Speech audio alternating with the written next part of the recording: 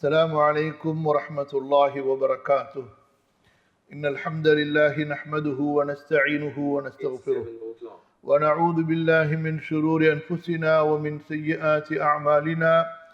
من يهده الله فلا مضل له ومن يضلل فلا هادي له. أشهد أن لا إله إلا الله وحده لا شريك له وأشهد أن محمدا عبده ورسوله. يا أيها الذين آمنوا اتقوا الله حق تقاته ولا تموتن إلا وأنتم مسلمون. وبعد، فإن أصدق الحديث كتاب الله وخير الهدي هدي محمد صلى الله عليه وعلى آله وصحبه وسلم، وشر الأمور محدثاتها وكل محدثة بدعة وكل بدعة ضلالة. رب يسر ولا تعسر وتمم بالخير. رب زدني علما. رب اشرح لي صدري ويسر لي أمري. اللهم فهمني دينك، اللهم فهمني شريعتك وفقهني في دينك وشريعتك. اللهم اغفر لجميع العلماء المسلمين الذين خدموا دينك ونصروه ونشروه ودعوا إليه والذين جاهدوا في سبيلك بأموالهم وأنفسهم. மதிப்பிற்கும் கண்ணியத்திற்கும் உரிய அல்லாஹ்வின் அடியார்களே, அன்பிற்குரிய சகோதரர்களே சகோதரிகளே, அல்ஹம்துலில்லாஹ், மார்க்க சட்ட வகுப்பில் அல்லாஹ் சுப்ஹானஹு வ தஆலா கலந்து கொள்வதற்கு எனக்கும் உங்களுக்கும் வாய்ப்பை கொடுத்தான். இந்த மார்க்க சட்ட வகுப்பு குறிப்பாக ஜனாசாவின் சட்டங்கள் மற்றும் ஜனாசாவின் விஷயத்திலே மக்கள் கடைபிடிக்கின்ற சடங்குகள், இவற்றை குறித்து இந்த பாடம் ஷேக் அல்பானி ரஹிமஹுல்லா அவர்கள் அஹ்காமுல் ஜனாஇஸி வ பிதஉஹா என்று தொகுத்த ஒரு அருமையான நூலிலிருந்து இந்த சட்டங்களை, கல்விகளை நாம் படித்து வருகின்றோம். இன்று நாம் இன்ஷா அல்லாஹ் 10வது பாடத்தை படிக்க இருக்கின்றோம். இது நம்முடைய இந்த நூலின் 6வது அமர்வு. கவனியுங்கள், 10வது பாடம் கஸ்லுல் மையிதி, கஸ்லுல் மையிதி அல்லது குஸ்லுல் மையிதி, இறந்தவரை கழுவுவது அல்லது இறந்தவரை குளிப்பாட்டுவது. ஒருவர் இறப்பதற்கு முன்பு அவர் தனக்கு என்ன கடமைகளை செய்து கொள்ள வேண்டும், இறக்கும் தருவாயில் இருப்பவர் என்ன கடமைகளை செய்ய வேண்டும், ஒருவர் இறந்துவிட்டால் அவருக்கு அருகில் இருப்பவர்கள் என்ன கடமைகளை உடனடியாக நிறைவேற்ற வேண்டும். இப்படியாக ஒரு அழகான வரிசை முறைப்படி ஷேக் அல்பானி ரஹிமஹுல்லா இந்த நூலை தொகுத்து வந்திருக்கிறார்கள். அந்த தொடரில்தான் ஒருவர் இறந்ததற்கு பிறகு, இதற்கு முன்பு செய்ய வேண்டிய அந்த கடமைகளை எல்லாம் செய்ததற்கு பிறகு இப்பொழுது அவரை நாம் கழுவி குளிப்பாட்ட வேண்டும். அதை பற்றித்தான் இந்த 10வது பாடத்திலே ஷேக் அவர்கள் சொல்கிறார்கள். 10வது பாடத்தில் 28வது சட்டம் கவனிங்கள். فَإِذَا مَاتَ الْمَيِّتُ فَإِذَا مَاتَ الْمَيِّتُ وَجَبَ عَلَى طَائِفَةٍ مِّنَ النَّاسِ أَن يُبَادِرُوا إِلَى غَسْلِهِ. இறக்கின்ற நிலையில் இருப்பவர், அல் மையித் என்றால் பல அர்த்தங்கள் சொல்லப்படும்.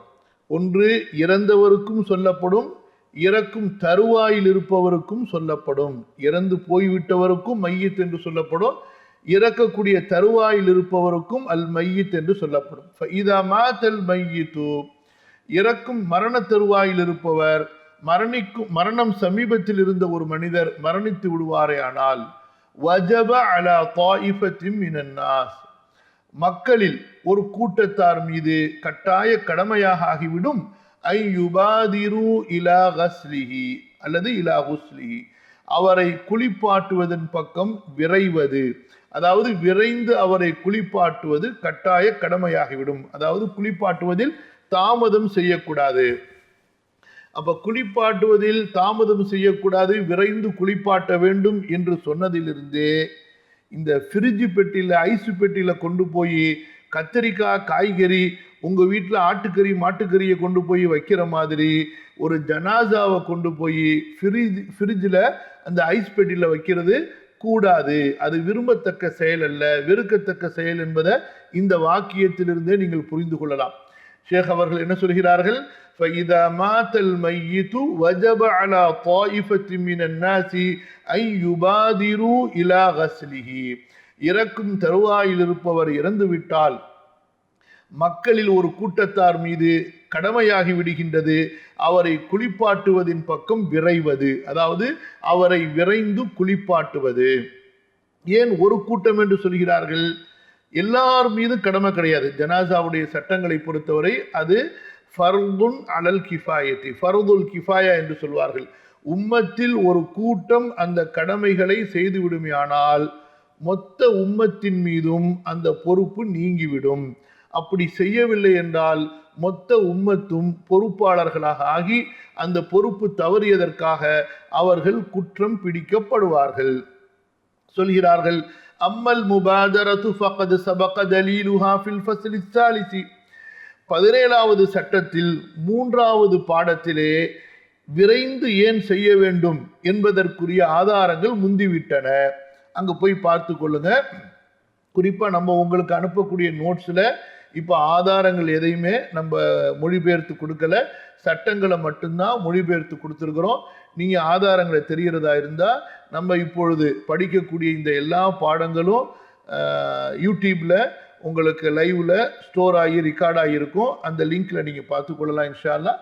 அதுக்கு பிறகு இன்னும் சில நாட்கள் அதை எடிட் செஞ்சு நம்ம புதுசாக யூடியூப்ல அப்லோடும் செய்வோம். அப்போ எல்லாருக்கும் லிங்க் அனுப்புவோம். அப்போ நீங்க பார்த்து கொள்ளலாம் இன்ஷா அல்லாஹ்.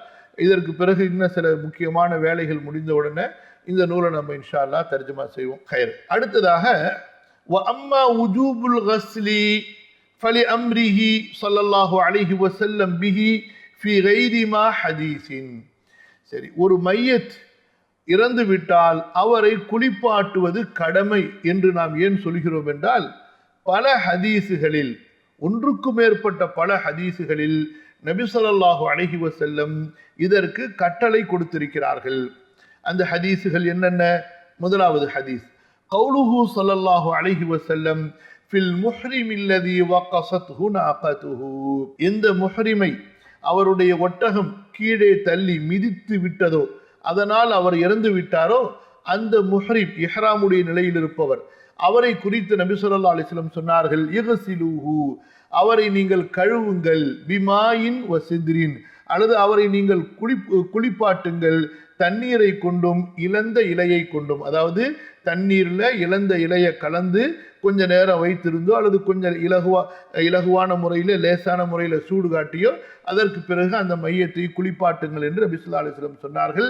நபி ஸல்லல்லாஹு அலைஹி வஸல்லம் அவர்கள் அல்லது அல்லாஹ் ஒரு கட்டளையை நமக்கு கொடுப்பார்களேயானால் அந்த கட்டளை உடனடியாக நிறைவேற்றப்படுவதற்காக கொடுக்கப்படக்கூடிய கட்டளையை தவிர ஒரு நாள் கழித்து 2 நாள் கழித்து 10 மணி நேரம் கழித்து என்பது இல்லை. அதே போல இப்போ ஒரு இறந்துட்டாரு, இவர் இஹ்ராமுடைய நிலையில இருக்கிறாரு, இவருடைய சொந்தக்காரங்க மக்கால யார் இருக்கா, மதினால யார் இருக்கா, அங்க யார் இருக்கா, இங்க யார் இருக்கா, எல்லாரையும் கூட்டிட்டு வாங்க, அதுக்கு பிறகு ஆலோசனை செஞ்சு நம்ம அடக்க செய்யலாம். இப்படி எல்லாமா அங்கே நடந்தது?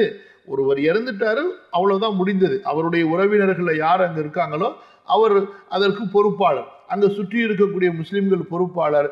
உடனடியாக அந்த கடமையை செய்துவிட வேண்டும். இங்கிருந்து பல ஆயிரம் மைல்கள் தொலைவில் இருக்கக்கூடிய அவருடைய மகன், புள்ள, மனைவி அல்லது சொந்தக்காரங்க, இப்படியாக ஒரு நீண்ட பட்டியல் போட்டு அவங்கெல்லாம் வரட்டும், அதுக்கப்புறமா நாங்கள் ஆலோசனை பண்ணி எப்போ அடக்கிறதுன்னு முடிவு பண்ணுவோம், அதுக்கு பிறகு நாங்கள் குளிப்பாட்டுவோம், கழுவுவோம். இதெல்லாம் யாருடைய வேலை? முஸ்லிம்கள் செய்யக்கூடிய செயலா இது? இன்று இப்படிப்பட்ட ஒரு மட்டமான அநாகரிகமான, மையத்திற்கு துரோகம் செய்யக்கூடிய, மையத்துக்கு அநியாயம் செய்யக்கூடிய ஒரு தவறான கலாச்சாரம் முஸ்லிம்களுக்கு மத்தியில ரொம்ப மலிவாக பரவிவிட்டது. அல்லாஹ் பாதுகாக்கணும். இரண்டாவதாக, கௌலுஹு ஸல்லல்லாஹு அலைஹி வஸல்லம் ஃபி இப்னதிஹி ஸைனப் ரலியல்லாஹு அன்ஹா. ஸைனப் ரலியல்லாஹு அன்ஹா யார்? இவர்கள் நபி ஸல்லல்லாஹு அலைஹி வஸல்லம் அவர்களுடைய அருமை மகளார். அவர்கள் இறந்தபோது நபி ஸல்லல்லாஹு அலைஹி வஸல்லம் சொன்னார்கள், இக்ஸில்னஹா ஸலாஸன் அவ் ஹம்ஸன் அவ் சப்அன் அவ் அக்ஸர மின் ஸாலிக. நீங்கள் இவளை 3 முறை குளிப்பாட்டுங்கள், அல்லது 5 முறை குளிப்பாட்டுங்கள், அல்லது 6 முறை 7 முறை குளிப்பாட்டுங்கள், அல்லது அதை விட அதிகமாக. அதாவது ஒற்றைப்படையில் குளிப்பாட்டணும். 3 அல்லது 5 அல்லது 7 அல்லது அதை விட அதிகமாக தேவைப்பட்டால். உடம்ப நம்ம சுத்தப்படுத்துகிறோம், அசுத்தம் வந்துடுது, சுத்தப்படுத்துகிறோம், அசுத்தம் வந்துடுது, இந்த மாதிரி தேவைப்படுமையானால் 3 முறைக்கு மேலாக, 3 முறை கழுகிறது ரொம்ப அவசியம், 3 முறைக்கு மேலாக குளிப்பாட்டலாம். சரி, அப்ப இந்த ஹதீஸ்ல நபி ஸல்லல்லாஹு அலைஹி வஸல்லம் ஸைனப் ரலியல்லாஹு அன்ஹா இறந்த செய்தி கிடைத்த உடனேயே அவர்கள் சொன்னார்கள், அவளை நீங்கள் குளிப்பாட்டுங்கள். அவளைனா அவரை, புரியுதுங்களா? அந்த ஹாங்கிற லமீருக்காண்டு உங்களுக்கு அர்த்தம் வைக்கிறோம் தமிழ்ல. அல் ஹதீஸ் வயதி பி தமாமிஹி வ தஹ்ரீஜிஹி ஃபில் மஸ்அலத்தி அத்தாலியத்தி. அடுத்த பாடத்தில் அல்லது அடுத்த சட்டத்தில் இந்த ஹதீஸ் முழுமையாக வரும் என்று சொல்கிறார்கள். ஆக இந்த 2 ஹதீஸுகளை ஷேக் அல்பானி ரஹிமஹுல்லா அவர்கள் முன்வைத்து ஒருவர் இறந்ததற்கு பிறகு நபி ஸல்லல்லாஹு அலைஹி வஸல்லம் உடனடியாக அவர்களை குளிப்பாட்டும்படி சொல்லி இருக்கின்றார்களே தவிர, உறவினர் வந்தாரா, பிள்ளை வந்தாரா, தாய் வந்தாரா, தந்தை வந்தாரா, மனைவி வந்தாரா, பிள்ளைகள் வந்தாரா என்றெல்லாம் பார்க்கும்படி அவர்கள் கட்டளை இடவில்லை. அடுத்து 29வது சட்டம்,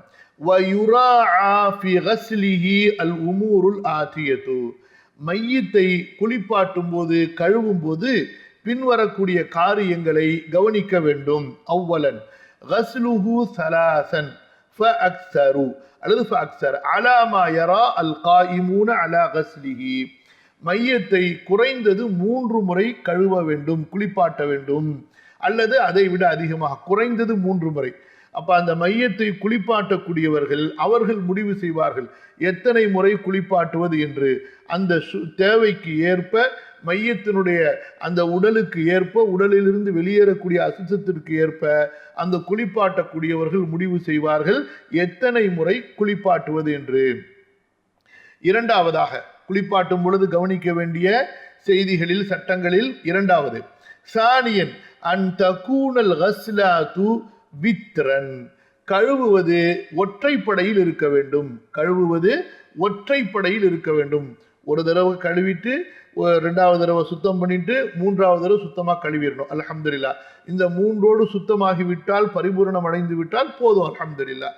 இல்லை அதுக்கப்புறம் ஏதாவது சில அசுத்தங்கள் வெளியான மாதிரி தெரியுது, அல்லது நிறம் தெரியுது, அந்த மாதிரி இருக்குமே, ஆனால் மீண்டும் அந்த அசுத்தத்தை சுத்தம் செய்துவிட்டு 4வது முறை முழுமையாக தண்ணீர் ஊற்றிவிட்டு 5வது முறை ஒரு முறை கழுவி நிறைவு செய்ய வேண்டும். இப்படியாக ஒற்றைப்படையில் கழுவுவது, குளிப்பாட்டுவது விரும்பத்தக்கது. சாலிசன், மூன்றாவதாக, சித்ரோன். இப்ப தண்ணீர் கழுகும் பொழுது நம்ம வாளியா தண்ணி வச்சிருப்போம், 1 வாளி 2 வாளி 3 வாளின்னு சொல்லி, தலையிலிருந்து கால் வரை கழுவுவதற்கு, குளிப்பாட்டுவதற்கு. அப்ப நமக்கு இழந்த இலை எவ்வளவு இருக்குதோ, முடிந்தா எல்லா வாளிகளையும் அல்லது குறைஞ்சபட்சம் ஏதாவது ஒரு வாளியிலாவது அந்த இழந்த இலையை நாம் ஊற வைத்திருக்க வேண்டும், அல்லது இழந்த இலையோடு கொஞ்சம் இலகுவான அளவிற்கு சூடாக்கி இருக்க வேண்டும். சரி, இழந்த இலை இல்லை, அவ் மாயக்கூமு மக்காமஹு ஃபித்தன்லீஃபி. இழந்த இலை இல்லை என்றால் சுத்தத்தை ஏற்படுத்துகின்ற அந்த விஷயத்தில் அந்த இழந்த இலைக்கு பகரமாக அது போன்ற அந்த செயலை செய்யக்கூடிய வேறு ஏதாவது பொருள், இந்த காலத்தில் இருக்கிற ஷாம்பு, சோப்பு, அந்த மாதிரி கல் அஷ்னான், இது ஒரு பொடி, சரிங்களா? அந்த காலத்தில் இந்த பூந்தி கொட்டை பொடின்னு சொல்லுவாங்க, தேய்ச்சா நல்ல நுர வரும், அழுக்கு போகும். அதே போல் வசாபூன், சோப்பை போல. அதாவது மையத்தை குளிப்பாட்டும் போது கவனிக்க வேண்டிய காரியங்களில் நம்ம இப்பொழுது பார்த்து கொண்டிருக்கிறோம். முதலாவது, 3 முறை அல்லது அதற்கு மேலாக கழுவ வேண்டும். 2வது, கழுவுவது ஒற்றைப்படையாக இருக்க வேண்டும். 3வது, கழுவும் போது தண்ணீரிலே இழந்த இலையோ அல்லது சுத்தத்தை ஏற்படுத்தக்கூடிய வேறு பொருட்களையோ சேர்த்து கொள்ள வேண்டும். 4வது, ஆஹிரி கஸ்லத்தின் மின்ஹா ஷைஉம் மினத் தீபி வல் காஃபூரு அவுலா. கடைசியா குளிப்பாட்டும் பொழுது அந்த தண்ணீரில் நறுமணம் ஏதாவது சேர்த்து கொள்ள வேண்டும். உதாரணமாக கற்பூரத்தை போல, கற்பூரம் இருந்தால் ரொம்ப நல்லது, கற்பூரத்தை அந்த தண்ணியில் கரைச்சி அதை மேலே, உடம்பு மேலே கடைசியாக ஊற்றி விடுவது. அல்லது வேறு ஏதாவது நறுமணமான பொருள்கள் இருக்குமே, ஆனால் அந்த நறுமணமான பொருள், அதாவது நுரை மேலே பிசு பிசுன்னு ஒற்ற மாதிரி பொருளாக இருக்கக்கூடாது, சரியா? இந்த மாதிரி இப்போ அத்தர் இருக்குது, அந்த மாதிரி ஏதாவது. ஸோ இந்த மாதிரி நறுமணமான சில பொருட்களை கலந்து கொள்வது சிறந்தது. ஹாமிசன், 5வதாக, நகுதுல் லஃபாயிரி வகஸ்லுஹா ஜய்யிதன். மையத்து பெண் மையத்தாக இருக்குமே ஆனால் அந்த மையத்துடைய சடைகளை பிரித்து விட்டு களைந்து விட்டு முடிகளை நல்ல முறையிலே கழுவ வேண்டும். சாதிசன் தஸ்ரீஹு ஷஅரிஹி, அந்த மையத்துடைய முடியை நல்ல கோதி ஒரு பக்கமா வாரி அந்த முடிகளை நாம் கழுவ வேண்டும். சாபியன் ஜஅலுஹு ஸலாஸ ضفائر للمرأة وإلقاؤها خلفه, சடைகளை மையத்துடைய இறந்த பெண் மையத்துடைய அந்த முடிகளை 3 சடைகளாக ஆக்கி அவளுக்கு பின்பக்கத்தில் நாம் வைக்க வேண்டும். சாமினன் 8வதாக அல் பது பிமயாமினிஹி, மையத்தை கழுவும் பொழுது வலது பக்கத்திலிருந்து கழுவ வேண்டும். குறிப்பா முதலாவதாக உதுவுனுடைய உறுப்புகளை அதாவது வாயை சுத்தம் பண்றது, மூக்கு சுத்தம் பண்றது, அதுக்கப்புறமா முகத்தை கழுவி விடுவது, பிறகு கைகளை கழுவுவது, வலது கை இடது கை, பிறகு மசக செய்யறது, காலை கழுவி விடுவது, இப்படியாக உதுவுனுடைய உறுப்புகளை முதலாவதாக செய்ய வேண்டும். வலது பக்கமாக ஆரம்பிக்க வேண்டும். முதல்ல இந்த உதுவுனுடைய உறுப்புகளை கழுவியதற்கு பிறகு வலது பக்கத்தில் தண்ணி ஊற்றணும், அதுக்கப்புறமா இடது பக்கத்தில் தண்ணி ஊற்ற வேண்டும். தாசிஅன் 9வதாக ஐயதவல்லா கஸ்ல الذكر الرجال والانثى النساء الا ما استثني كما ياتي بيانه, ஆண் மையத்தாக இருந்தால் ஆண்கள் கழுவ வேண்டும், பெண் மையத்தாக இருந்தால் பெண்கள் கழுவ வேண்டும். ஆனால் ஒரு சில விதிவிலக்கு இந்த சட்டத்தில் இருக்கிறது. அது என்ன? வத்தலீலு அலா ஹாதிஹில் உமூர் ஹதீஸ் உம்மி அத்திய்ய ரலியல்லாஹு அன்ஹா. இப்போ இதுவரைக்கும் நம்ம 9 செய்திகளை சொல்லி இருக்கிறோம். அந்த 9 சட்டங்களுக்கு 9 காரியங்களுக்கு உண்டான ஹதீஸை தான் ஷேக் அல்பானி ரஹிமஹுல்லா பதிவு செய்கிறார்கள். உம்மு அத்திய்யா ரலியல்லாஹு அன்ஹா அவர்களுடைய ஹதீஸ். இந்த ஹதீஸை இமாம் புகாரி ரஹிமஹுல்லா பதிவு செய்கிறார்கள். இமாம் முஸ்லிம், இமாம் அபு தாவூத், இமாம் நஸஈ, இமாம் திர்மிதி, இமாம் இப்னு மாஜா, இன்னும் பல அறிஞர்கள் இந்த ஹதீஸை பதிவு செய்திருக்கிறார்கள். கவனிங்க. دخل علينا النبي صلى الله عليه وسلم ونحن نغسل ابنته زينب. நாங்கள் நபி ஸல்லல்லாஹு அலைஹி வஸல்லம் அவர்களுடைய மகளார் ஜைனபை குளிப்பாட்டி கொண்டிருக்கும் பொழுது நபி அவர்கள் எங்களிடம் வந்தார்கள். ஃபகால யக்ஸில்னஹா ஸலாஸன், அல்லது குளிப்பாட்ட தயாராகி கொண்டிருக்கும் பொழுது நபி ஸல்லல்லாஹு அலைஹி வஸல்லம் எங்களிடம் வந்தார்கள். யக்ஸில்னஹா ஸலாஸன், இவரை நீங்கள் 3 முறை குளிப்பாட்டுங்கள், கழுவுங்கள். அவு ஹம்சன், அல்லது 5 முறை, மற்றொரு அறிவிப்புல அவு சபஅன், அல்லது 7 முறை. அவு அக்ஸர மின் ஸாலிக, அல்லது இதைவிட அதிகமாக. இன்றை துன்னதாலிக்க, அந்த தேவையை நீங்கள் அறிந்தால். பல முறை குளிப்பாட்ட வேண்டும், அதாவது பல முறை தண்ணி ஊற்றி விடுறது, சரியா? பல முறை குளிப்பாட்டுறதுன்னா ஒரு தடவை குளிப்பாட்டி கஃபனை போட்டு வச்சதுக்கு பிறகு அப்புறம் திரும்ப கஃபனை கழட்டிட்டு குளிப்பாட்டுறதுன்னு அர்த்தம் எடுத்துக்கொள்ளாதீங்க. ஒரு தடவை குளிப்பாட்டும் பொழுது எத்தனை தடவை அந்த தண்ணீர் ஊற்றுவது, அதான். ஒரு தடவையா, 2 தடவையா, 3 தடவையா? 3 தடவை தண்ணீர் ஊற்றி குளிப்பாட்டுவது சிறந்தது. அடுத்தது, அதற்கு மேல் தேவைப்பட்டால் ஒற்றைப்படையில் 5 முறை தண்ணீர் ஊற்றி, அல்லது 7 முறை தண்ணீர் ஊற்றி, அல்லது அதை விட அதிகமாக, இப்படியாக தேவைக்கு ஏற்ப ஊற்ற வேண்டும். ஒற்றைப்படையிலே அது இருக்க வேண்டும். அடுத்து சொன்னார்கள் பிமா இன் வசிதிரின். அப்ப அந்த தண்ணீர்ல நீங்க குளிப்பாட்டுவதில் தண்ணீரையும் இழந்த இலையையும் கலந்து கொள்ளுங்கள். காலத் குல்து வித்திரன் காலனா, அல்லாஹ்வுடைய தூதரே, ஒற்றைப்படையிலே கழுவ வேண்டும் என்று நீங்கள் சொல்கிறீர்களா? நபி ஸல்லல்லாஹு அலைஹி வஸல்லம் சொன்னார்கள், ஆம் என்று. வஜஅல்ன ஃபில் ஆখিরাতি காஃபூரன் அவ் ஷைஅம் மின் காஃபூரின். நபி ஸல்லல்லாஹு அலைஹி வஸல்லம் சொன்னார்கள், கடைசியாக தண்ணீர் ஊற்றும் பொழுது அந்த கடைசி தண்ணீர் ஊற்றுதலிலே நீங்கள் கற்பூரத்தை சேர்த்துக் கொள்ளுங்கள், வைத்துக் கொள்ளுங்கள், அல்லது கற்பூரத்திலிருந்து சிறிதளவை சேர்த்துக் கொள்ளுங்கள் என்று நபி அவர்கள் சொன்னார்கள். நீங்கள் குளிப்பாட்டி கழுவி முடித்து விடுவீர்களே ஆனால் எனக்கு நீங்கள் சொல்லி அனுப்புங்கள். நாங்கள் குளிப்பாட்டி முடித்ததற்கு பிறகு நபி ஸல்லல்லாஹு அலைஹி வஸல்லம் அவர்களுக்கு அறிவித்தோம். நபி ஸல்லல்லாஹு அலைஹி வஸல்லம் அவர்கள் தங்களுடைய அந்த இசார், லுங்கிங்கிறது அவங்க மூட்டாம இருக்கும், பெரிய ஒரு போர்வை மாதிரி இருக்கும், அதை அவர்கள் எங்கள் பக்கம் போட்டார்கள். ஃபகால அஷ்இர்னஹா, சொன்னார்கள், இதை அவர்களுடைய, அதாவது உடம்புக்குள் போர்த்துகின்ற துணியாக ஆக்கிவிடுங்கள்.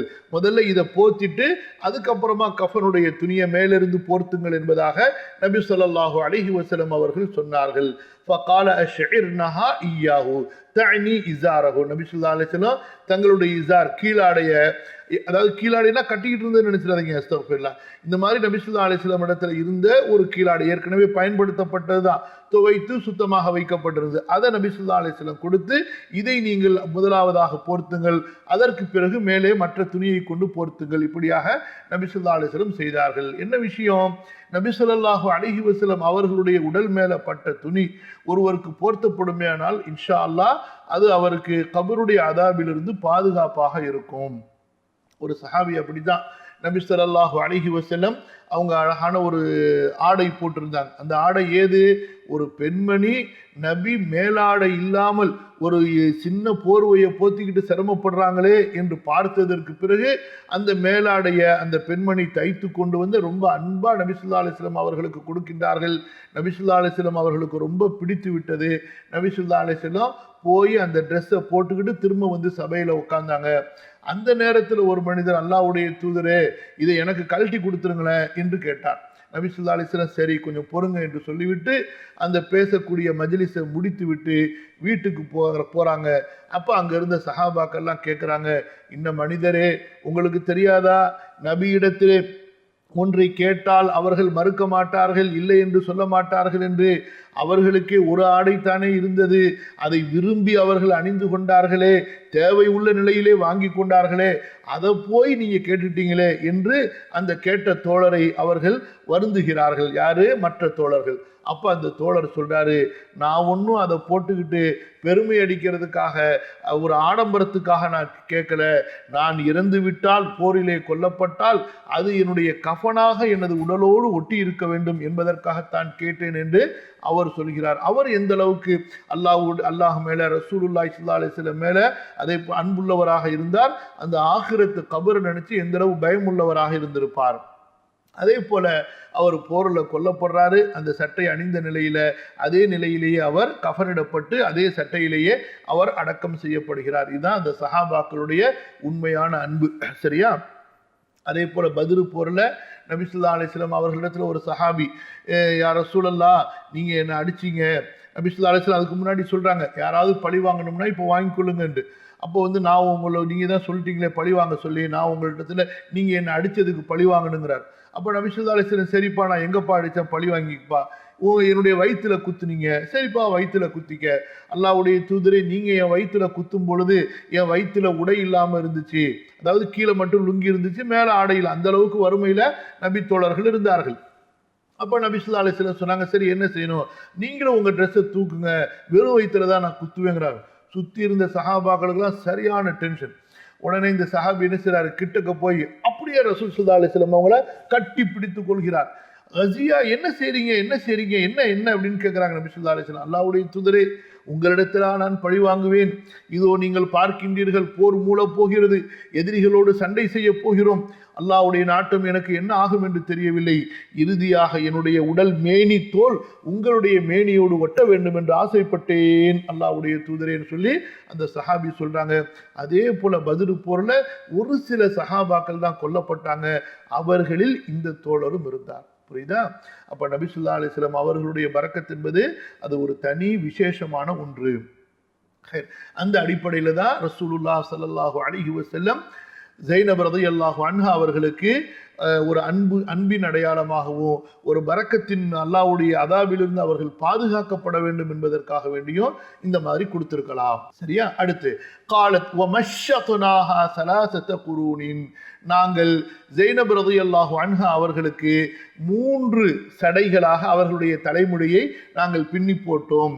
وفي رواية نقضنه ثم غسلنه فضفرنا شعرها 3 أثلاث قرنيها وناصيتها وألقيناها خلفها. இன்னொரு அறிவிப்பு எப்படி வருகிறது, அந்த தலைமுடியெல்லாம் நாங்கள் சுத்தமாக பிரித்தோம். அதற்கு பிறகு நல்ல அழகான முறையில் அந்த தலைமுடிகளை கழுவினோம். அதற்கு பிறகு அந்த தலைமுடிகளை 3 சடைகளாக போட்டோம். எப்படி 3 சடை? இந்த பக்கம் ஒன்று, இந்த பக்கம் ஒன்று, நடுப்பகுதியே ஒன்று, இப்படியாக 3 பகுதிகளாக பிரித்து நாங்கள் சடை போட்டு அல்கைனாக ஹல்பஹா, அந்த 3 சடைகளையும் நாங்கள் அவர்களுக்கு பின்பக்க பகுதியிலே முதுகு பக்கமாக வைத்தோம். قالت وقال لنا ابدأنا بميامنها ومواضع الوضوء منها. மேலும் ரசூலுல்லாஹி ஸல்லல்லாஹு அலைஹி வஸல்லம் குளிப்பாட்டும் பொழுது, கழுவும் போது ஆரம்பத்தில் சொன்னார்கள், நீங்கள் குளிப்பாட்டும் பொழுது வலது பக்கத்தில் இருந்து ஆரம்பம் செய்யுங்கள், அவளுடைய ஒவ்வொருடைய உறுப்புகளில் இருந்து ஆரம்பம் செய்யுங்கள் என்று நபி ஸல்லல்லாஹு அலைஹி வஸல்லம் எங்களுக்கு வழிகாட்டுதல்கள் தந்தார்கள். ஆஷிரன், 10வது விஷயம், அதாவது இங்க பாருங்க, இங்க பார்த்தோம், இந்த 29வது சட்டத்துல இருக்கக்கூடிய 10வது விஷயம், அதாவது குளிப்பாட்டக்கூடியவர்கள் மையத்தை குளிப்பாட்டும் பொழுது கவனிக்க வேண்டிய, பேண வேண்டிய ஒழுக்கங்கள். அதுல 10வது, ஐ யுக்ஸல பிஹிர்கத்தின் அவ் நஹ்விஹா தஹ்த சாத்திரின் லிஜிஸ்மிஹி பஅத தஜ்ரீதிஹி من ثيابه كلها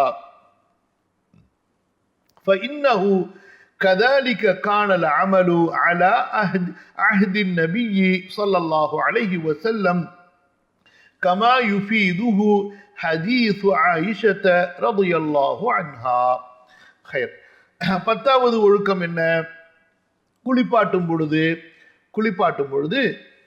குளிப்பாட்டக்கூடியவர் கையில 2 கைகள்லையும், அல்லது 2 கையை பயன்படுத்தலை என்றால் ஒரு கை, இந்த 2 கைகள்லையும் அல்லது ஒரு கையில ஒரு துணியை சுற்றி கொள்ள வேண்டும், அல்லது இன்றைய காலத்தில் இருக்கக்கூடிய கை உறைகளை அணிந்து கொள்ள வேண்டும்.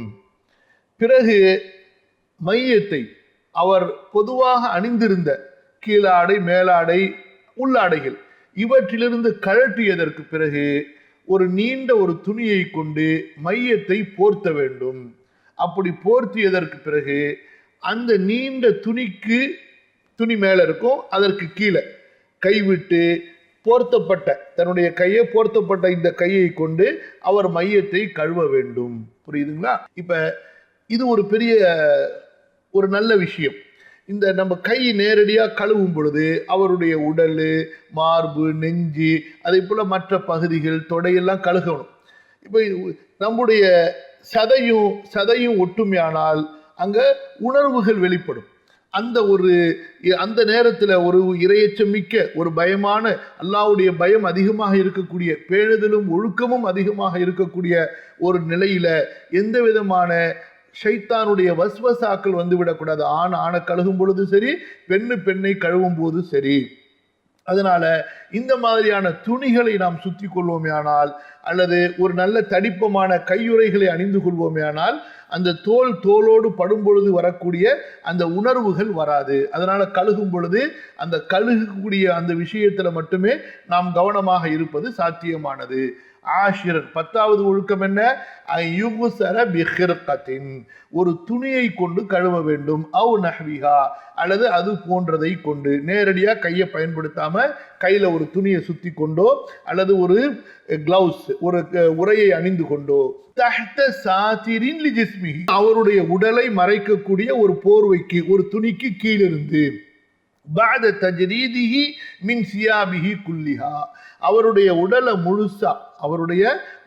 முழுசா அவருடைய ஆடையிலிருந்து நீக்கியதற்கு பிறகு.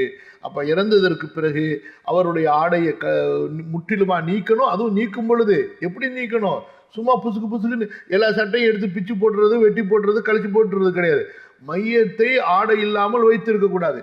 மேலே ஒரு போர்வையை போத்திட்டு அதுக்கு உள்ளாரிருந்து அந்த சட்டைகளை கழட்டணும், கீழாடையை கழட்டணும். சரிங்களா? எந்த ஒரு நேரத்திலையும் அந்த மையத்துடைய அவுரத்து, உடம்பு தெரியும்படியாக இருக்கக்கூடாது. மேலே போர்வையை போத்திட்டு உள்ளுக்குள்ளாரிருந்து கழுகணும். அதற்கப்புறம் அந்த போர்வையிலிருந்து கீழே மேலே சுற்றி அந்த மையத்தை கண்ணியமாக வச்சிருக்கணும். கழுகும் பொழுது அந்த துணிக்கு கீழிருந்து நம்ம அந்த துணியை தூக்கி கொண்டு தண்ணீர் ஊற்றி கைகளை கொண்டு, அதுக்கு உரையிடப்பட்ட கைகளை கொண்டு அல்லது துணியை கொண்டு சுற்றப்பட்ட கைகளை கொண்டு நம்ம தேய்த்து கழுவ வேண்டும். இதுக்கு என்ன ஆதாரம்? நபி ஸல்லல்லாஹு அலைஹி வஸல்லம் அவர்களுடைய காலத்துல இப்படித்தான் செயல் இருந்தது. ஆயிஷா ரலியல்லாஹு அன்ஹாவுடைய ஹதீஸ்ல வருது, லம்மா அராது கஸ்லன் நபி ஸல்லல்லாஹு அலைஹி வஸல்லம், நபி ஸல்லல்லாஹு அலைஹி வஸல்லம் அவர்கள் இறந்ததற்கு பிறகு அவர்களை குளிப்பாட்ட தோழர்கள் நாடிய பொழுது, காலு வல்லாஹி மா நத்ரி, அல்லாஹ்வின் மீது சத்தியமாக எங்களுக்கு ஒன்றும் தெரியவில்லையே, அன்னுஜர்ரிது ரசூலல்லாஹ் ஸல்லல்லாஹு அலைஹி வஸல்லம் மின் சியாபிஹி கமா நுஜர்ரிது மௌதானா, நம்மில் ஒருவர் இறந்து விட்டால் ஆடையை நாம் கழட்டுவது போன்று ரசூலுல்லாஹுடைய ஆடையையும் நாம் கழட்ட வேண்டுமா? அம் நகசிலுஹு அலைஹி சியாபுஹு, அல்லது நபியின் மீது அவருடைய ஆடை இருக்கின்ற நிலையிலேயே அவரை நாம் கழுவ வேண்டுமா, குளிப்பாட்ட வேண்டுமா? ஃபலம் அக்தலஃபு, பல மாறுபட்ட கருத்துகள் அவர்களுக்கு மத்தியில் வந்தபோது, அல் கல்லாஹு அலைஹி முன்னவும், அல்லாஹு தஆலா அவர்கள் மீது தூக்கத்தை சாட்டினான். ஹத்தா மா மின்ஹும் ரஜுலுன் இல்லா வதக்னுஹு ஃபீ ஸத்ரிஹி, அந்த இடத்துல உட்கார்ந்து சஹாபாக்கள் அப்படியே தூங்கி விட்டார்கள். எப்படி? அந்த கழுத்து போய் தொண்டைக்குழி போய் அப்படியே நெஞ்சில போய் சாயிற அளவுக்கு அப்படியே நல்லா ஆழ்ந்து அப்படியே உறக்கமாக தூங்கி விட்டார்கள்.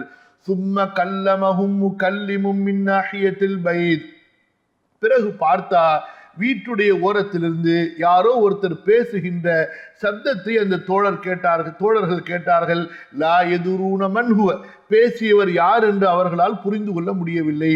அவர் என்ன சொன்னார்? அனிக்ஸிலுன் நபிய ஸல்லல்லாஹு அலைஹி வஸல்லம வ அலைஹி சியாபுஹு, நபியை நீங்கள் கழுவுங்கள், குளிப்பாட்டுங்கள், அவருடைய ஆடை அவர் மீது இருக்கும் நிலையிலேயே. ஃபகாமு இலா ரசூலில்லாஹ், ஆக அந்த தோழர்கள் ரசூலுல்லாஹ் ஸல்லல்லாஹு அலைஹி வஸல்லம் அவர்களை நோக்கி எழுந்து, ஃபகஸலூஹு வ அலைஹி கமீஸுஹு, நபியின் மீது ஆடை இருக்கும் நிலையிலேயே அவர்களை கழுகினார்கள். யசுப்பூனல் மாஅ ஃபௌகல் கபீஸ், அவர்களுடைய சட்டைக்கு மேலாகவே தண்ணீரை ஊற்றினார்கள். வயதுலுகூனஹு பில் கமீஸ், அந்த சட்டையை கொண்டே நபியை தேய்த்து கழுவினார்கள். தூன ஐதீஹிம், கையை அந்த உடம்புக்குள்ளார விடவில்லை.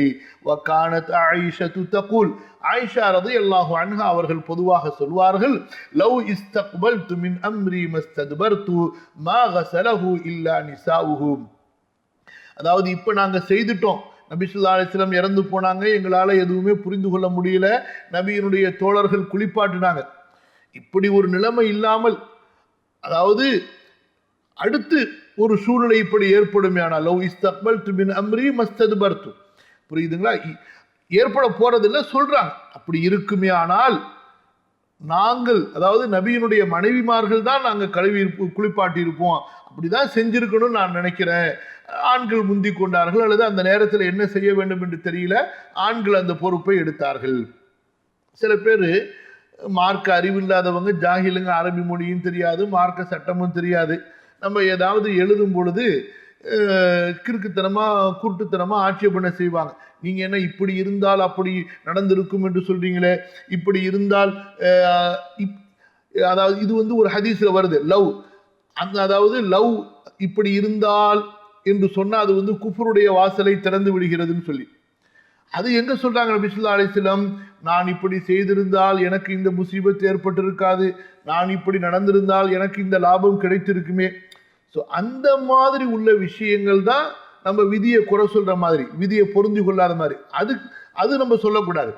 இப்போ ஆயிஷா ரலியல்லாஹு அன்ஹா சொல்றது எந்த லவ் இது? இப்போ ஒரு விஷயம் நடந்துருச்சு, இனி இப்படி ஒரு விஷயம் நடக்குமே ஆனால், ஒரு சூழ்நிலை ஏற்படுமே ஆனால் நாங்கள் இதை செய்ய மாட்டோம்.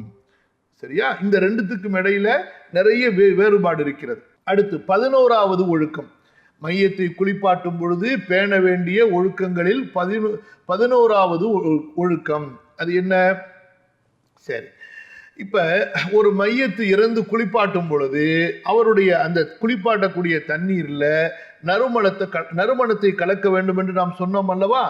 ஆனா இறந்தவர் முஹ்ரிமாக இருப்பாரே ஆனால், இறந்தவர் அது ஆணோ பெண்ணோ இஹ்ராமுடைய நிலையில் இருப்பாரே ஆனால், அப்ப அவரை குளிப்பாட்டக்கூடிய தண்ணீர்ல நறுமணம் கலக்கக்கூடாது. அதான் இந்த 11வது ஒழுக்கம். கவனிங்க, வயுஸ்தஸ்னா மிம்மா ذُكِرَ في رابعا المحرم فإنه لا يجوز تطييبه لقوله صلى الله عليه وسلم في الحديث الذي சபகத்தில் இஷாரத்து இலைஹி கரீபன். முஹ்ரிமுடைய விஷயத்தில் அந்த 4வது ஒழுக்கத்தில் சொல்லப்பட்ட சட்டம் விதிவிலக்கு கொடுக்கப்படுகிறது. ஏனென்றால் முஹ்ரிமை இஹ்ராமுடைய நிலையில் இருப்பவருக்கு நறுமணம் பூசுவது ஆகுமானதல்ல. சரியா? அதை நம்ம மேற்கூறப்பட்ட சில ஹதீஸுகள்ல பார்த்தோம். நபி ஸல்லல்லாஹு அலைஹி வஸல்லம் சொன்னார்கள், லா துஹன்னிதுஹு வ ஃபீ ரிவாயத்தின் வலா துதையிபுஹு. ரெண்டுக்கும் ஒரே அர்த்தம் தான். முஹ்ரிம் இறந்து விட்டவருக்கு பார்த்து நபி ஸல்லல்லாஹு அலைஹி வஸல்லம் சொன்னாங்க, அவருக்கு நீங்கள் நறுமணம் பூசாதீர்கள். ஃபஇன்னஹு யபஅஸு யௌமல் கியாமத்தி முலப்பியா. நிச்சயமாக அவர் மறுமையில் எழுப்பப்படும் போது தல்பியா ஓதியவராக எழுப்பப்படுவார். அக்ரஜஹு ஷேகான். இந்த ஹதீஸை இமாம் புகாரி, இமாம் முஸ்லிம் ரஹிமஹுமுல்லா அறிவிக்கின்றார்கள். 12வது ஒழுக்கம் சானி அஷர் வ யுஸ்தஸ்னா ஐதன் மிம்மா வரத ஃபீ தாசிஅன் அஸ்ஸௌஜானி. 9வது ஒழுக்கத்துல ஒரு சட்டம் சொன்னோம். அது என்ன சட்டம்? ஆண்களை ஆண்கள் குளிப்பாட்ட வேண்டும், பெண்களை பெண்கள் குளிப்பாட்ட வேண்டும் என்று அந்த சட்டத்திலிருந்து ஒரு விதிவிலக்கு ஒன்று செய்யப்படுகிறது. அது என்ன விதிவிலக்கு? ஆண் பெண் கணவன் மனைவியாக இருப்பார்களேனால், கணவன் மனைவியில யாராவது ஒருவர் இறந்து விடுவாரேனால், மனைவி இறந்து விட்டால் கணவன், கணவன் இறந்து விட்டால் மனைவி. فإنه يجوز لكل منهما أن يتولى غسل الآخر. கணவர் இறந்து விட்டால் மனைவி குளிப்பாட்டலாம், மனைவி இறந்து விட்டால் கணவன் குளிப்பாட்டலாம். இது லா தலீல யம்னஉ மின்ஹு. இதை தடுப்பதற்கு ஒரு ஆதாரம் எதுவும் இல்லை. வல் அஸ்லு அல் ஜவாஸ். ஆகவே பொதுவாக பொதுவாக உள்ள சட்டங்களில் என்ன அடிப்படை சட்டம்? அனுமதிக்கப்படுதல் என்பதுதான். அப்ப தடுக்கப்படுவதாக இருந்தா நமக்கு ஒரு ஆதாரம் தேவை. வலா சியமா வஹுவ முஅய்யதுன் பிஹதீஸைனி. அது மட்டுமல்ல, இதற்கு இன்னும் 2 ஹதீஸுகளும் நமக்கு வலு சேர்க்கின்றன. அந்த 2 ஹதீஸுகள் என்ன? ஆயிஷா ரலியல்லாஹு அன்ஹா அவர்கள் நம்ம சமீபத்தில் படித்தோம் பாருங்க. இப்படி ஒரு சந்தர்ப்பம் இதற்கு, அதாவது இது அல்லாம இனி வேற எப்படி சொல்லணும்னா, லவ் இஸ்தக்பல்து மின் அம்ரி மஸ்தத்பர்து. இப்ப நான் செஞ்சிட்டேன், ஆண்களை குளிப்பாட்ட சொல்லிட்டேன். இப்ப நான் அதை சொல்வதாக இருந்தால் நான் அதை செஞ்சிருக்க மாட்டேன். நாங்க என்ன செஞ்சிருப்போம்? நாங்கள் பெண்கள் தான் நபியை குளிப்பாட்ட செய்திருப்போம். லவ் குன்து இஸ்தக்பல்து மின் அம்ரி மஸ்தத்பர்து. நான் இப்போது செய்த இந்த செயலை, இதற்கு முன்பு செய்த இந்த செயலை இப்போது செய்வேனே ஆனால் நான் ஒருபோதும் ஆண்களுக்கு அனுமதி கொடுத்திருக்க மாட்டேன். நபி அவர்களுடைய மனைவிமார்களை தவிர வேறு யாரும் குளிப்பாட்டி இருக்க மாட்டார்கள். قال البيهقي فتلهفت على ذلك ولا يتلهف الا ما يجوز. ஆயிஷா ரலியல்லாஹு அன்ஹா ரசூலுல்லாஹுவை தான் குளிப்பாட்ட வேண்டும் என்று பேராசைப்பட்டார்கள், விரும்பி துடித்தார்கள். சரியா? அப்ப அவர்கள் ஒரு காரியத்தை செய்ய விரும்பி இருக்கிறார்கள், துடித்திருக்கிறார்கள் என்றால் அது ஒரு ஆகுமான செயலாக இருக்கின்ற காரணத்தினாலதான் அவர்கள் ஆசைப்பட்டார்கள். அப்படி ஆகாத ஒரு செயலா இருந்தா, அதாவது ஒரு ஆண் மையத்தை மனைவியாக இருந்தாலும் அவரை குளிப்பாட்டக்கூடாது என்று இருக்குமேனால் ஒருபோது ஆயிஷா ரலியல்லாஹு அன்ஹா இந்த ஆசையை வெளிப்படுத்தி இருக்க மாட்டார்கள். குல்து வல் ஜவாஸு ஹுவ கௌலு அஹ்மத ரஹிமஹுல்லாஹ். ஆணை பெண் குளிப்பாட்டலாம் கணவனாக இருக்கும் பொழுது, கணவன் மனைவியாக இருக்கும் பொழுது இருவரில் ஒருவர் மற்றவரை குளிப்பாட்டலாம் என்பதுதான் இமாம் அஹ்மத் அவர்களுடைய சட்டமும். அடுத்து 2வது ஹதீஸ். எதற்கு? மனைவியை கணவன் குளிப்பாட்டலாம், அதுபோன்று மனைவியை கணவன் குளிப்பாட்டலாம், கணவனை மனைவி குளிப்பாட்டலாம் என்பதற்கு. ரஜஅ இலைய ரசூலுல்லாஹ் ஸல்லல்லாஹு அலைஹி வஸல்லம் மின் ஜனாஸத்தின் பில் பக்கீஅ. பக்கீல ஒரு ஜனாசாவை அடக்கம் செய்துவிட்டு நபி ஸல்லல்லாஹு அலைஹி வஸல்லம் அவர்கள் வீட்டுக்கு என்னிடம் வந்தார்கள். வ அன அஜிது சுதாஅன் ஃபீ ரஅஸி. என் தலையில ரொம்ப வலியை நான் உணர்ந்து கொண்டிருந்தேன். வ அகூலு வா ரஅஸா. தலை ரொம்ப வலியா இருந்துச்சா, தலைவலியே இப்படி தலைவலிக்குதே என்று நான் சொல்லிக் கொண்டிருந்தேன். ஃபகால பல் அன வா ரஅஸா. நபி ஸல்லல்லாஹு அலைஹி வஸல்லம் அவர்கள், என்ன உங்களுக்கு மட்டும்தானா தலைவலி? எனக்கு தான் தலைவலி, எனக்கு ஏற்பட்ட தலைவலியே என்று நபி அவர்கள் சொன்னார்கள். பல் அன வா ரஅஸா. மா வர்ரகி லவ் மித்தி கப்லி ஃபகஸல்துகி வகஃபன்துகி சும்ம ஸல்லைது அலைகி வதஃபன்துகி. ஆயிஷா, உங்களுக்கு எந்த குறையும் ஏற்படாது. எனக்கு முன்னால் நீங்கள் இறந்து விட்டால் நான் இருக்கிறேன் உங்களை குளிப்பாட்டுவதற்கு, உங்களை கஃனிடுவதற்கு, உங்களை தொட வைப்பதற்கு, உங்களை அடக்கம் செய்வதற்கு என்று ஆயிஷா ரலியல்லாஹு அன்ஹா அவர்கள் சொன்னார்கள். புரியுதா? அப்ப இந்த மாதிரி இன்றைய காலத்துல யாராவது கணவன் மனைவிக்கு உடம்பு சரியில்லாத நேரத்துல சொன்னான்னு வச்சுக்குங்க, அவ்வளவுதான், முடிஞ்சிச்சு கதை. சரியா? அப்ப எந்த அளவுக்கு ஒரு சகஜமான மௌத்தை எதிர்பார்த்த வாழ்க்கையை அந்த சஹாபாக்கள், நபி ஸல்லல்லாஹு அலைஹி வஸல்லம் அவர்கள், அவர்களுடைய மனைவிமார்கள் வாழ்ந்திருக்கிறாங்க. மனைவி கணவனை பார்த்து சொன்னாலும் சரி, கணவன் மனைவியை பார்த்து சொன்னாலும் சரி, அதோட ஒரு ரகலைய கியாமத்தே வந்து வீடு 2ஆவதா 3ஆவதா 4ஆவதா அல்லாஹ் அறிஞ்சவன். அதாவது மௌத்துன்னு பேச்சை எடுத்தாலே மக்களுக்கு ஒரே பயங்க. ஏன்னா பாவத்தை அவ்வளவு சம்பாதிச்சு வச்சிருக்கிறாங்க, மறுமைக்கு போறதுக்கு தயார் கிடையாது. ஏன்னா பாவம் அவ்வளவு இருக்குது. 2வது துன்யால சொத்தை சேர்த்து வச்சு அந்த சொத்து மேல நப்ச பறி கொடுத்து அந்த முள்ளு செடிகள் மேல போடப்பட்ட சேலைய மாதிரி கல்பு போய் மாட்டிக்கிட்டு இருக்கு. நம்ம இந்த துன்யால அனுபவிச்சதை விட நம்ம செல்வத்தை அதிகமா ஆகிறதுக்கு அனுப்பியிருந்தோம்னு சொன்னா அங்க போய் அந்த செல்வத்தை அனுபவிக்கிறதுக்கு உடனே போறதுக்கு ரெடியா இருப்போம். சரியா இல்லையா? அதே போல பாவங்களிலிருந்து தௌபா செய்து நன்மைகளை செய்திருப்போமானால் எந்த கவலையும் இல்லாமல் அல்ஹம்துலில்லாஹ் அழைக்கக்கூடியவர் வரும்பொழுது ரொம்ப சந்தோஷமா சிரிச்ச முகத்தோட நம்ம போகலாம். 12ஆவதா இப்ப படிச்சோம். அந்த 9வது சட்டத்தில் சொல்லப்பட்டதிலிருந்து விதிவிலக்கு. அதாவது கணவன் மனைவியில் யாராவது ஒருவர் இறந்திருப்பாரேயானால் மற்றவர் குளிப்பாட்டலாம். இது 12வது ஒழுக்கம். அடுத்து 13வது ஒழுக்கம் கவனிங்க. சாலிச அஷர ஐயத்தவல்லா கஸ்லஹு மன் கான அஅரஃப பிசுன்னத்தில் கஸ்லி. குளிப்பாட்டுவதற்கு, கழுவுவதற்கு இப்ப நம்ம பார்த்தோம் அல்லவா, இந்த மாதிரி ஒழுக்கங்கள் என்னென்ன சட்டங்கள் இருக்கின்றனவோ அவற்றை யார் நன்கு அறிந்து அதிலே தேர்ச்சி பெற்றவராக இருக்கிறாரோ அவர் குளிப்பாட்டுவதற்குரிய பொறுப்பை எடுக்க வேண்டும். அவர் முன்னின்று குளிப்பாட்ட வேண்டும். துணைக்கு யாரையாவது ஒருத்தர் 2 பேரை தேவைக்கு மாதிரி நம்ம அழைத்துக் கொள்ளலாம். லா சியமா இதா கான மின் அஹ்லிஹி வ அகாரிபிஹி. குறிப்பா உறவுகளில், அந்த மையத்துடைய குடும்பத்தார்களில் நெருங்கிய உறவுகளில் யாரும் இருப்பார்களே ஆனால் அவர்கள், அதுவும் சட்டம் தெரிந்தவர்களாக இருப்பார்களே ஆனால் அவர்கள் தான் முன்னின்று குளிப்பாட்டுவது ரொம்ப சிறந்தது. ஆனா இன்றைக்கு குடும்பத்தார்கள்லாம் வீட்டில் மையத்து ஏற்பட்டு யாராச்சும் ஒருத்தங்க மையத்தாகி விட்டார்கள் ஏன்னா எல்லாம் ஒதுங்கி பயத்தில் ஒதுங்கி போய் உட்காந்துங்க அல்லான்னு, அடுத்து எப்படா பிரியாணி வருதுன்னு காத்து கொண்டிருப்பாங்க. கிட்டக்க குளிப்பாட்டுறதுக்கு வரமாட்டாங்க.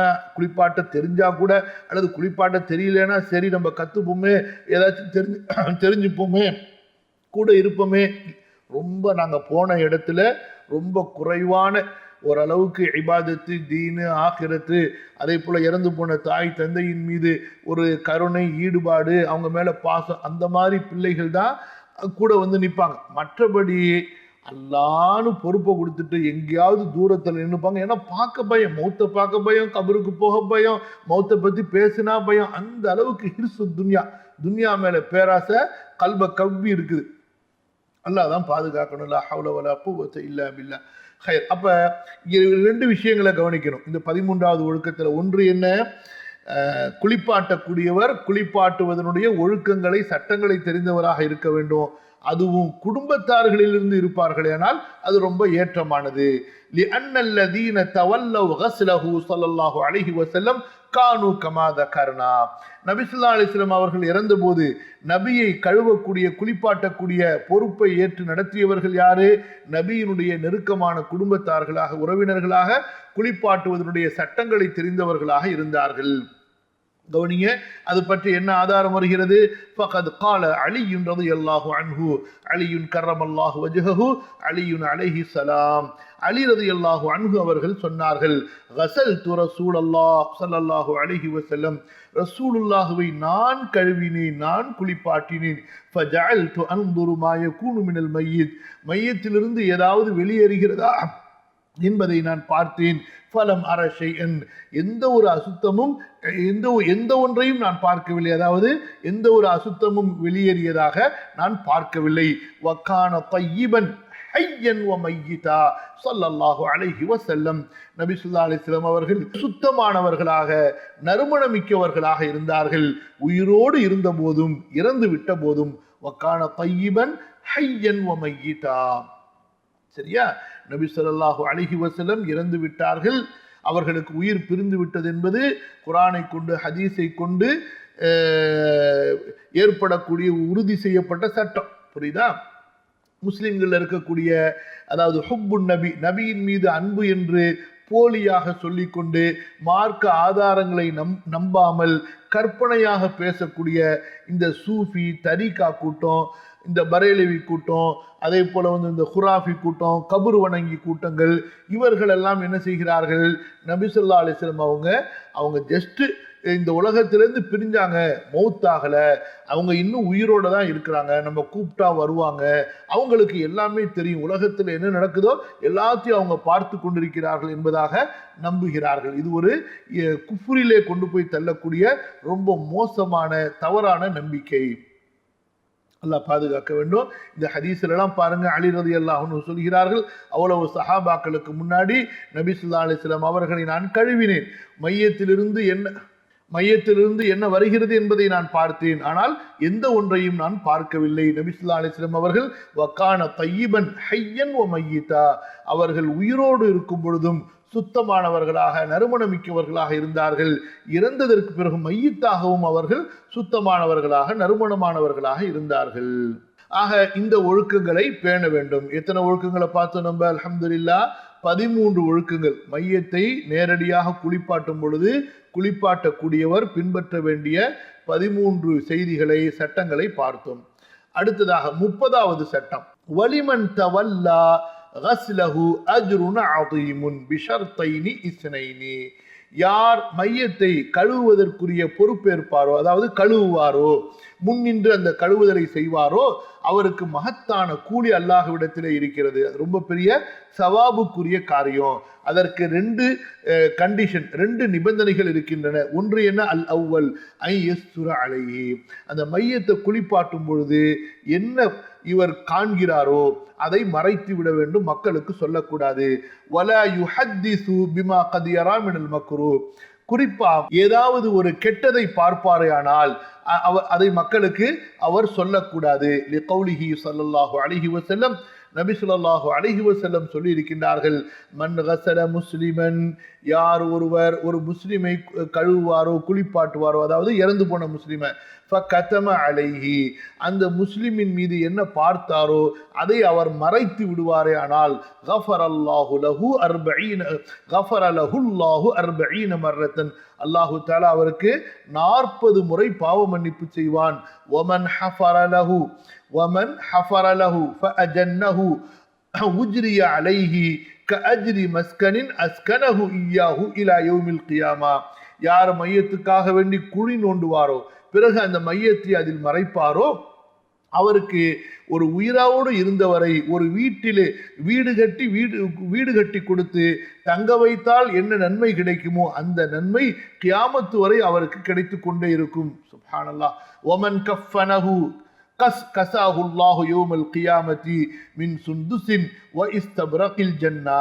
யார் ஒரு மையத்துக்கு கஃபன் துணி அனுபவிப்பாரோ, தன்னுடைய செலவில் கஃபன் துணி வாங்கி கொண்டாந்து கஃபன் போர்த்துவாரோ, அல்லாஹு தஆலா மறுமையிலே அவருக்கு போர்த்துவான் சொர்க்கத்தினுடைய மென்மையான பட்டுகளிலிருந்தும் தடிப்பமான பட்டுகளிலிருந்தும். சுந்துஸ் இஸ்தப்ரக், சுந்துஸ் மென்மையான பட்டு, இஸ்தப்ரக்கு கொஞ்சம் தடிப்பமான பட்டது.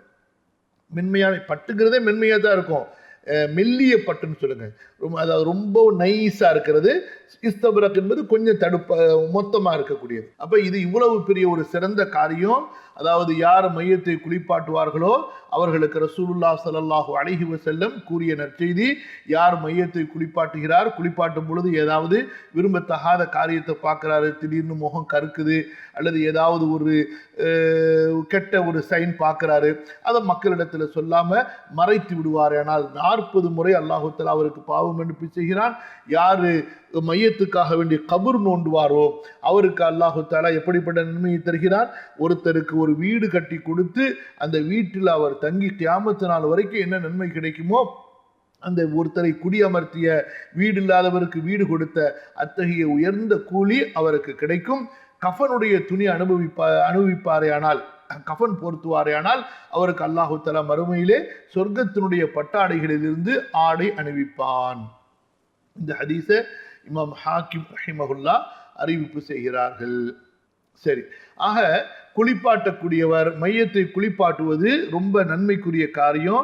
2 நிபந்தனைகள் இருக்குமேயானால், 2 நிபந்தனைகள் பேணப்படுமையானால், ஒரு நிபந்தனை என்ன, அந்த மையத்திடத்துல என்ன ஒரு தவறான சைனை பார்க்கிறாரோ, தவறான ஒரு மாறுபட்ட ஒன்றை பார்க்கிறாரோ, அவர் அதை மறைத்து விட வேண்டும், மக்களுக்கு சொல்லக்கூடாது. 2வது என்ன, அல்லாஹ்வுடைய திருமுகம் நாடி, அல்லாஹ்வுடைய பொருத்தம் நாடி செய்ய வேண்டும், கூலிக்காக வேண்டி அதை செய்யக்கூடாது. அஸ்ஸானி, 2வது நிபந்தனை என்ன, ஐயப்தகிய பிதாலிக வஜ்ஹல்லா, அல்லாஹ்வுடைய திருமுகத்தை நாடி இருக்க வேண்டும். லா யுரீது பிஹி ஜஸாஅன் வலா ஷுக்கூரன், பிறரிடத்திலிருந்து கூலியை எதிர்பார்த்தோ நன்றியை எதிர்பார்த்தோ இருக்கக்கூடாது. வலா ஷைஅன் மின் உமூரி துன்யா, துன்யாவுடைய காரியங்களில் எதையும் அவர் தேடக்கூடாது, விரும்பக்கூடாது. ஏன், லிமா தகர்ரர ஃபி ஷர்இ அன்னல்லாஹ தபாரக வ தஆலா லா யக்பலு மினல் இபாதாத்தி இல்லா மா கான ஹாலிஸன் லிவஜ்ஹில் கரீம். அல்லாஹ் சுப்ஹானஹு வ தஆலா வணக்க வழிபாடுகளிலே தன்னுடைய முகத்துக்காக மட்டும் எது இருந்ததோ அதை தவிர வேறு எதையும் அல்லாஹு தஆலா இந்த மார்க்கத்திலே அல்லாஹு தஆலா அடியார்களிடமிருந்து ஏற்றுக்கொள்ள மாட்டான் என்ற இந்த சட்டம் மார்க்கத்தில் ரொம்ப தெளிவான உறுதியான சட்டம். ஆக அல்லாஹ்வுடைய திருமுகம் நாடி அவர் கழுவ வேண்டும்.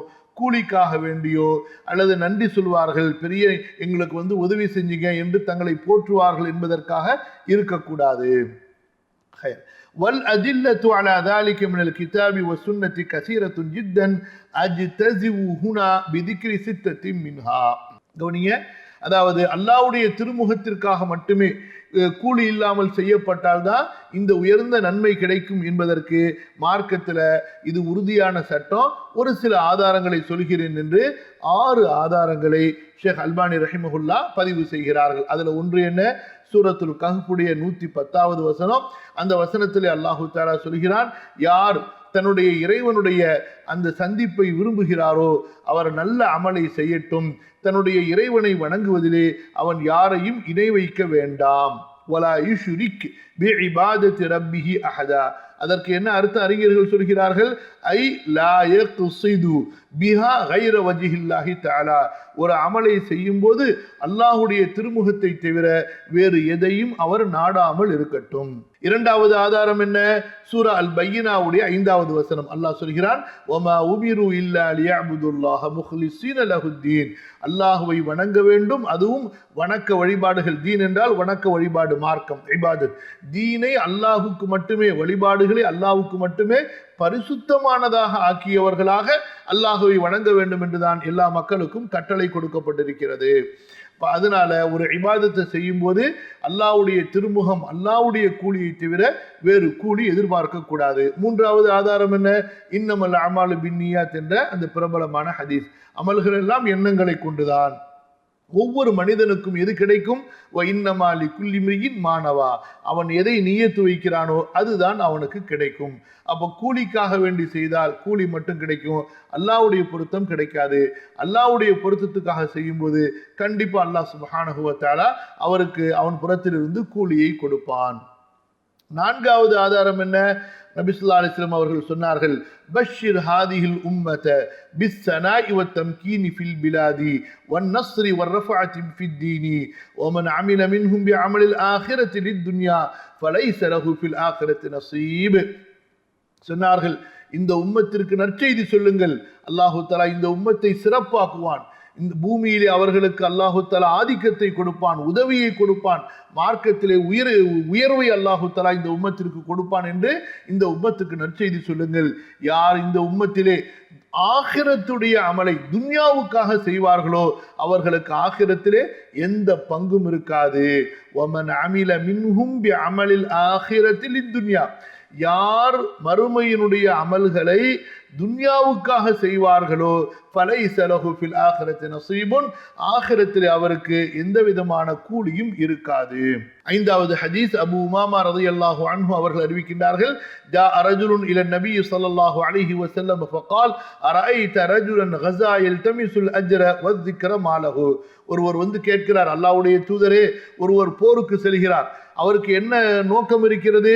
அல்லாஹ்விடத்திலேயும் கூலி கிடைக்கணும், அதே நேரத்தில் மக்களும் புகழ வேண்டும் என்று விரும்புகிறார். அவரை பற்றி நீங்கள் என்ன சொல்கிறீர்கள்?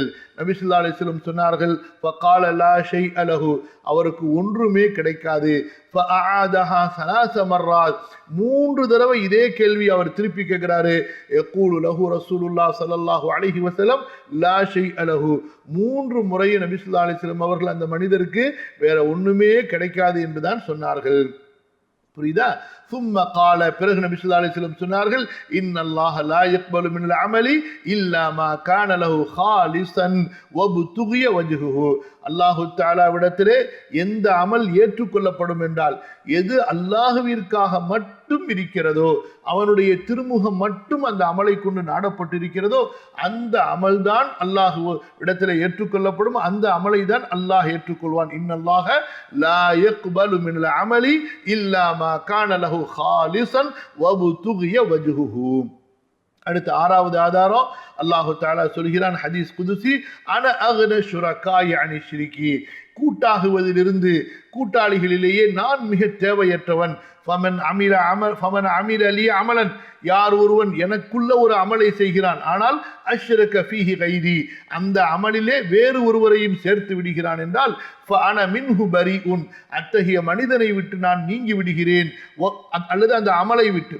வஹுவ லில்லதி அஷ்ரக், அந்த அமல் அவன் யாரை சேர்த்தானோ என்னோடு அவருக்காகவே இருக்குமே தவிர எனக்காக இருக்காது. கூட்டு சேர்க்கப்பட்ட அமலை நான் ஒருபோதும் ஏற்றுக்கொள்ள மாட்டேன்.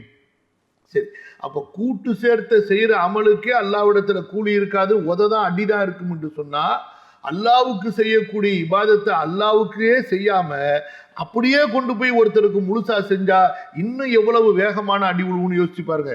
தர்காவாதிகள் சுஜூத ருக்குவ நேர்ச்சைய துவாவை உதவி தேடுறதை கொண்டு போய் கபரில் அடங்கி இருப்பவர்களுக்கு செய்வதை போன்று. ஹைர், அல்ஹம்துலில்லாஹ்.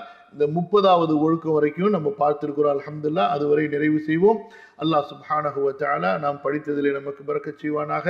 அல்லாஹ் சுப்ஹானஹு வ தஆலா மார்க்க கல்வியோடு நம்மை இணைத்து வைத்திருப்பானாக. அல்லாஹுடைய வேத சட்டங்களையும் நபியின் சுன்னாவின் ஒழுக்கங்களையும் சட்டங்களையும் வழிகாட்டுதல்களையும் பேணி நம்முடைய மார்க்க கடமைகளை செய்வதற்கு, இபாதத்துகளை செய்வதற்கு அல்லாஹு தஆலா எனக்கும் உங்களுக்கும் அருள் புரிவானாக. இந்த கல்வி வகுப்பை அதிகமானவர்களோடு பகிர்ந்து கொள்ளுங்கள். கல்வி பரவட்டும். கல்வியின் மூலமாக அறியாமை என்ற இருள் நீங்கும், மக்கள் நேர்வழியை பெறுவார்கள். இப்போ இவ்வளவு தூரம் நம்ம அறிவிப்பு செஞ்சு மக்களுக்கு சொல்லி இந்த மாதிரி வகுப்புகளை ஏற்பாடு செய்கிறோம். ஆனால் பாருங்கள் எத்தனை பேர் கலந்துருக்கிறாங்க. கூகுள் மீட்டில் பார்த்தா வெறும் 30 பேர், யூடியூப்பில் பார்த்தா வெறும் 20 பேர் இருக்கிறாங்க. சரியா? மற்றவர்களிடத்துல நேரம் இல்லையா? இருக்கு. என்னத்தை சொல்லிட போகிறாங்க, என்னத்தை பேசிட போகிறாங்க. அதான் அந்த லிங்க் அனுப்பியிருக்காங்கல்ல, அப்புறமா பார்க்கலாமே, அல்லது அந்த டிரான்ஸ்லேஷன் பண்ணி குறிப்பு அனுப்பிட்டாங்களா, அதை படித்தா போதும். இதே ஒரு ஆடல் பாடல் கூத்து கும்மாளமாக இருக்கட்டும், எவ்வளோ பேர் ஒன்று சேர்றாங்கன்னு சொல்லி அல்லாஹ் தான் பாதுகாக்கணும். மக்கள் கல்வியை அலட்சியம் செய்கிறார்கள். உலகத்தில் நடக்கக்கூடிய வீண் விளையாட்டு வேடிக்கைகளுக்கு முக்கியத்துவம் அளிக்கின்றார்கள்.